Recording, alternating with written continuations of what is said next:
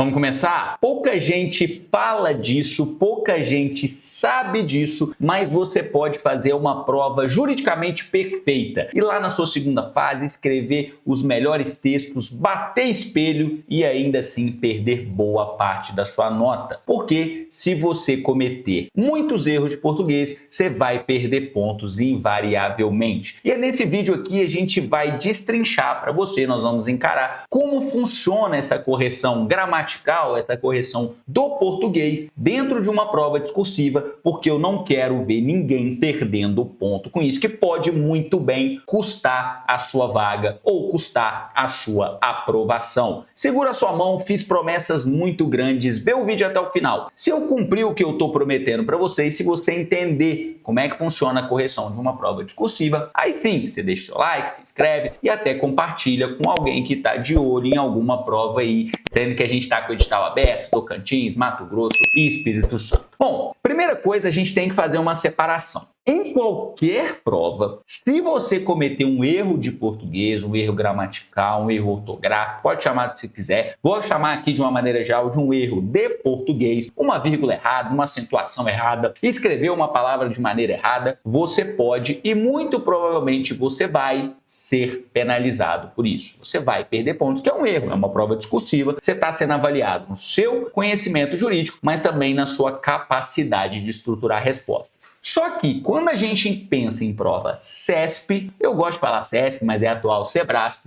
esse problema pode ser ainda maior porque eles possuem uma correção específica de português, uma correção gramatical, uma correção ortográfica. Então a sua prova vai ser avaliada sobre dois vieses, o do conhecimento jurídico e também vai ter uma correção catando ali se você acertou a parte de português. E aí, é claro que essa forma de correção varia um pouquinho. Se você pegar o edital, por exemplo, das provas da AGU, as últimas provas da AGU, tem ali a correção de português, só que ele vai ser um pouquinho diferente da correção, a gente vai ver até que tem uma fórmula sobre essa correção, do edital mais recente, por exemplo, que é o da PGE Espírito Santo. Só que o raciocínio, a lógica é a mesma. Então nós vamos fazer o seguinte, nós vamos analisar, estou até com a colinha aqui aberta, o edital da PGE Espírito Santo. Só que saiba, a fórmula não vai ser exatamente a mesma num próximo edital ou num edital passado que você der uma analisada aí. Mas o raciocínio, a lógica, a estrutura da correção vai ser a mesma. Quando a gente pensa em outras bancas que não são a CESP, o Sebrasp, né? Depende aqui de qual termo você gosta mais de usar, a correção não costuma ser específica, mas como eu disse, se o seu examinador pegar um erro ali no meio do caminho, é claro que ele vai te tirar ponto por isso. E aí, ó, eu estava dando uma olhada aqui no edital da PGE Espírito Santo. Vamos ver a prova discursiva, que vai ser realizada nesse caso junto com a prova objetiva e qual estrutura que ela vai ter. Ó, a prova escrita, tô lendo o edital aqui de abertura para vocês, tem a seguinte estrutura: 3 questões que serão respondidas em até 10 linhas cada. E aí, cada uma dessas 3 questões vale 5 pontos, então no total das questões são 15 pontos. Também vai ter que fazer uma redação de um parecer de até 60 linhas, maior que as questões. As questões são até 10 linhas cada, no valor de 35 pontos. Lembrando que as questões, 5 pontos cada, como são 3 questões, 15 pontos no total. E também a redação de uma peça jurídica, 90 linhas, já é maior que o parecer, que tem 60 linhas, no valor de 50 pontos, totalizando aqui, fechando os 100 pontos da prova, né? 50 da peça, 35 do parecer, mais 15 das 3 questões totaliza esses 100 pontos. Então, a sua correção em prova CESP, ela é feita de 2 partes. E eu desconfio, sou capaz de afirmar, mas não vou falar com 100% de certeza, que eu nunca perguntei isso pro pessoal da CESP, que são examinadores diferentes que corrigem a sua prova. Mas mesmo que seja a mesma pessoa, primeiro você vai ter uma nota de conteúdo, que é no que o edital da PGE Espírito Santo chama de NC. Tem um izinho ali no meio que é para identificar sobre qual questão, mas tem a nota de conteúdo. Então, basicamente, primeiro a sua prova vai ser corrigida do seguinte jeito. Digamos que no espelho está assim, ó. Ele tem que falar que a lei é inconstitucional, ele tem que citar uma jurisprudência do STF, um dispositivo constitucional e uma virada de jurisprudência e uma jurisprudência que não mais é aplicada, vamos supor. Aí o seu examinador vai olhar a sua prova e falar assim, ó, tinha que citar, falar que a lei é inconstitucional. Falou. ele tinha que citar uma jurisprudência do STF, citou e explicou. Tinha que citar um dispositivo constitucional, citou. E aí tinha que citar também a jurisprudência superada, ele citou, parabéns, tirou a nota máxima, digamos que está numa questão, tirou 5 pontos aqui na nota de conteúdo. E aí, destrinchando, continuando a expor aqui, tem os critérios de correção, esse edital da PGE Espírito Santo fala o seguinte, ó, depois da atribuição dessa nota de conteúdo, que é a NC, passa-se a avaliação do domínio da modalidade escrita. Então, o que eu estou chamando aqui de correção de português, correção ortográfica, na verdade estou falando correção de português,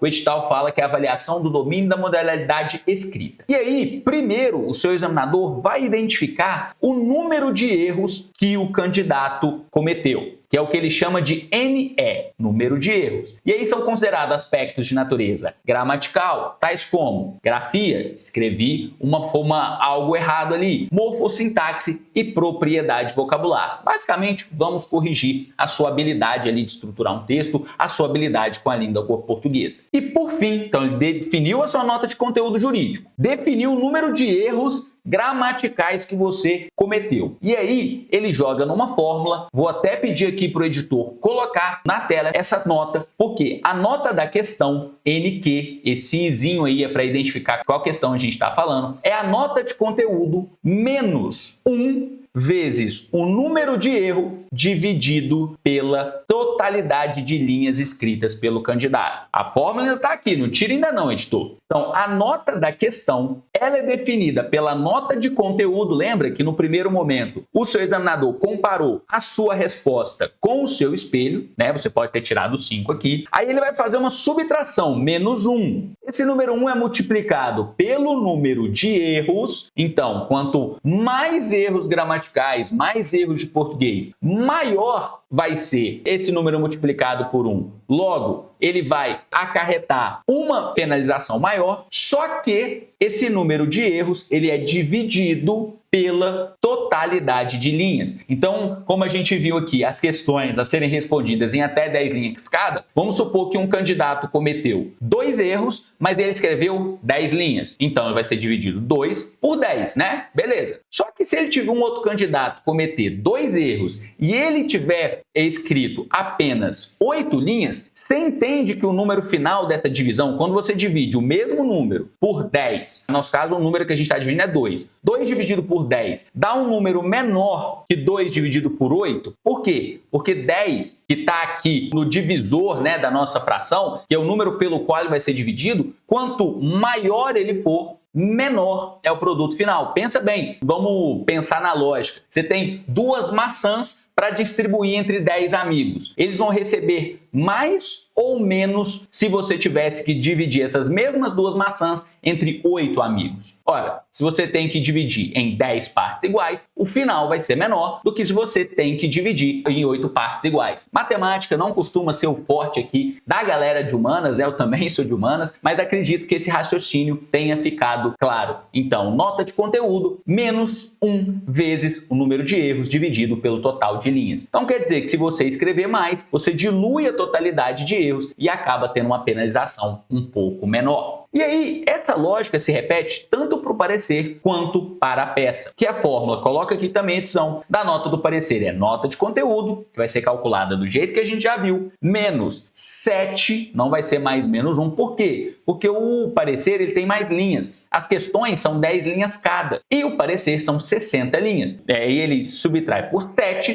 que vai ser multiplicado pelo número de erros, mesma coisa, também dividido pelo total de linhas. Mesma coisa, quanto mais erros, maior o desconto, quanto mais linhas escritas, menor o desconto que você divide por esse número. E por fim, mesmo raciocínio para calcular a nota da peça. Quando é a nota do parecer, ele chama de NPA, como vocês viram na fórmula. No parecer, ele chama de NPE, da peça é NPE, que também é nota de conteúdo, só que menos 10, por quê? Ele tem mais linhas ainda. Então, são 90 linhas, aí o número que vai ser multiplicado é menos 10, vezes também o número de linhas dividido, vezes o número de erros dividido pela totalidade de linhas. Mesmo que eu até consultando aqui, às vezes comentei o ato falho, mas vocês tiveram o apoio aqui, o editor ficou colocando para vocês entenderem. O que vocês têm que entender? Que às vezes pode mudar esse número que vai multiplicar pelo número de erros dividido pela totalidade de linhas. No caso aqui da PGE Espírito Santo, foi o 1, né, no caso das questões, 7 para o parecer e 10 para a peça jurídica. Mas pode mudar, às vezes, um outro edital, igual eu estava falando com vocês. Mas o raciocínio é sempre esse. É a nota de conteúdo menos um número que vai multiplicar pelo número de erros dividido pela totalidade de linhas. De maneira que quanto maior o número de erros gramaticais, que eu estou chamando aqui de erros de português, maior será a sua penalização. Quanto maior o número de linhas, é menor a penalização, que ele acaba diluindo em um denominador, em um divisor muito maior, né? Pensando aqui que a gente está falando de frações. Se eu cometi alguma impropriedade aqui no divisor, me perdoem, eu sou de humanas, não estou aqui querendo ser técnico, né? Quando a gente identifica umas frações, é explicar para vocês como funciona o cálculo dessa nota. E aí, entendendo como é que funciona, o que você tem que pensar? É uma dúvida que os alunos sempre pensam. Fala assim, então, João, melhor eu escrever muitas linhas, porque aí se eu cometer alguns erros ou muitos erros de português, isso vai acabar diminuindo a penalização que eu vou sofrer? Depende. Porque eu tinha um professor, isso no terceiro ano, ele falava, gente, vocês têm que entender que é bom você escrever bastante, demonstrar conhecimento. Só que quando você não sabe, quanto maior a plantação, maior a colheita de batata. O que ele falava? Adianta você ficar escrevendo muito, igual aqui. Pô, João, vou escrever pra caramba. Mas se você já está cometendo muito erro em 2 linhas, cara, se você escrever 15, muito provavelmente você vai cometer muito mais erros. Então é bom você escrever bastante sim, porque isso dilui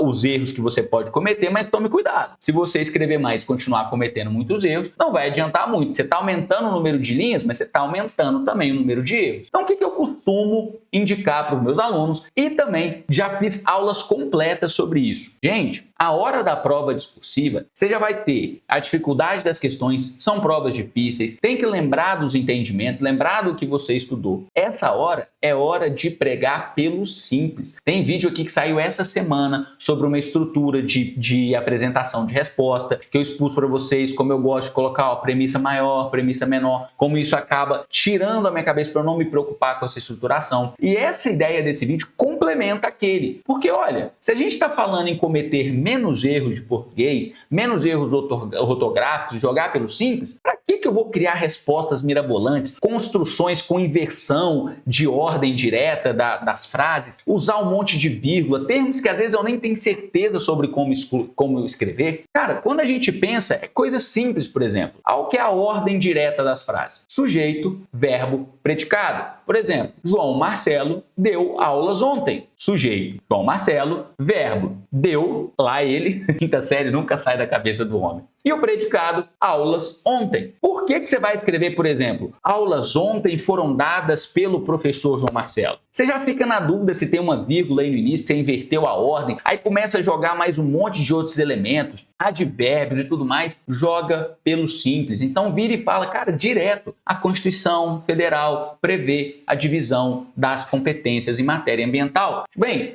para que ficar complicando, tipo, o legislador federal, o legislador constitucional de 88 optou estabelecer por um sistema de divisão de competências estabelecidos nos dispositivos constitucionais com o intuito. Cara, você já nem sabe o que você está falando mais, não sabe se tem que ter vírgula, tem que ter um ponto. Então sempre fala. Frases simples, frases diretas, frases curtas e sendo bem claro no que você quer expor para o seu examinador. É lógico que se a gente fosse destrinchar exemplos aqui, mostrar, a gente quando faz os cursos aqui, junto com o treino, a gente tem esse cuidado de mostrar como uma frase poderia ser melhor escrita e tudo mais. Isso aqui a gente precisaria de uma aula completa. Inclusive, já anunciamos lá no Instagram que em breve está chegando o curso regular, onde inclusive lá junto com o treino, que a gente pode trabalhar isso melhor. aqui esse vídeo é só para chamar a atenção para você. E ó, se você aplicar essa dica que eu tô te falando aqui, ó, frases curtas, frases simples, frases em ordem direta, você já resolve 99% dos seus erros de português. Combinado? Não adianta nada você ter uma nota de conteúdo altíssima e depois ter essa penalização excessiva por causa dos seus erros de português. E se você tá precisando aí, ó, tomar controle dos seus estudos, estabelecer o que você vai estudar em cada horário e tudo mais, aí eu vou dar uma dica que não é de hoje, é uma dica que é de sempre, é joaomarceloliveira.com.br.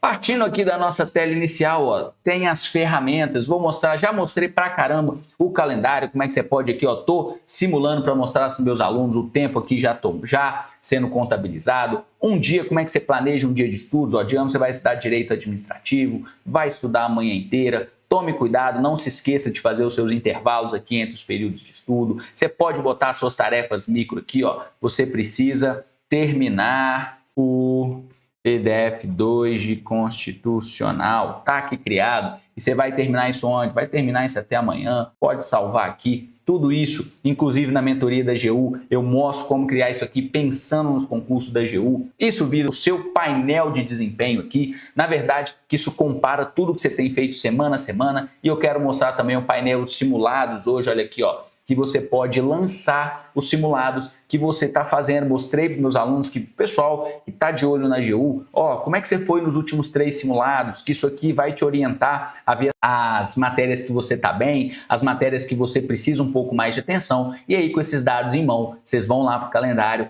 cria todo o seu planejamento de estudos. Aluno que é da mentoria e optou que está focadão nos concursos da AGU para quando eles saírem, claro, tem acesso a essa plataforma. Mas se você só quer fazer parte do ecossistema, mas não está focadão na AGU, aí aqui, ó, tem plano mensal, tem plano anual, tudo para você tomar controle dos seus estudos. E agora eu vou dar uma olhada aqui no YouTube, o que vocês estão falando. O Luiz Souza deixou uma pergunta aqui sobre prática. Professor, o edital de 2023 trouxe a linha E, comprovação de igual período de estágio regular e supervisionado como estudante do curso de Direito. É o estágio durante a faculdade, desde que observada a legislação de mais atos normativos, como hipótese de prática jurídica, e o edital posterior à resolução de 2021, que supostamente não aceitaria. Será que seria possível tentar? No meu caso, prática é bem difícil, que eu sou policial e não consigo ter uma função jurídica. Porém, tenho comprovação de estágio do MPE de 3 anos. Luiz, eu acho que eu te respondi no Instagram, mas como os públicos são diferentes, vou responder aqui de novo. Vamos lá. Você está cometendo um erro, porque é o seguinte,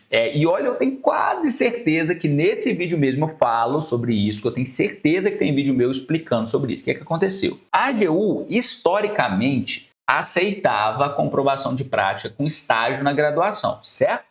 Ficou por anos aceitando isso, muitos anos. Aí quando eles começaram as discussões ali para um novo concurso, ali em 2020 e tudo mais, eles falaram, vamos fazer o pedido, que é o estágio bem parecido que a gente está hoje, mas não vamos mais aceitar a comprovação de prática jurídica com atividades feitas durante a faculdade. Beleza. Aí o pessoal do conselho, posteriormente, começou a falar assim, cara, e aí, parece que vai rolar concurso mesmo, ok? Vocês estão lá em 2021. Ah, e aí? E se vier 2021, 2022? E se vier concurso mesmo? Nós passamos, ó, anos, mais de 10 anos, aceitando comprovação de prática com o estágio da faculdade. Agora nós vamos mudar essa regra? Pegou um monte de gente de surpresa. Vamos fazer o seguinte, vamos fazer uma regra de transição? Aí eles publicaram uma resolução em 2022, falando o seguinte, olha, a regra a partir de agora, para todos os concursos, é vamos aceitar prática jurídica apenas atos posteriores à colação de grau, beleza. Mas, considerando o histórico da AGU, considerando o momento que a gente pediu vagas, se esses concursos forem publicados até o final de 2022, a gente vai abrir uma exceção. E aí, para esses concursos publicados até 2022,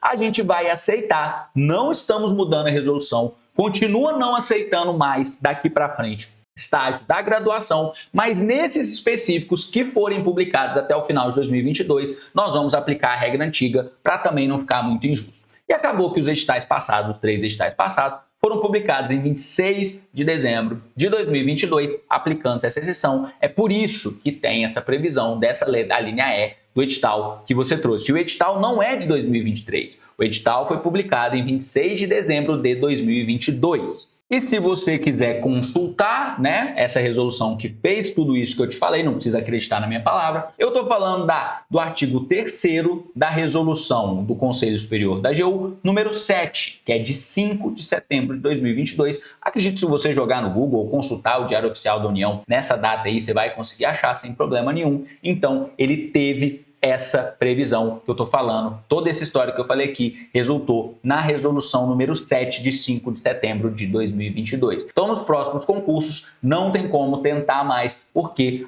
pelo menos até esse momento, né, ninguém fala em trocar, em voltar para essa regra antiga. Beleza? Vou deixar até o coraçãozinho aqui, que eu acredito que foi a você que eu respondi essa dúvida específica lá no Instagram. Como sempre, eu agradeço a atenção de todos vocês e até o próximo vídeo.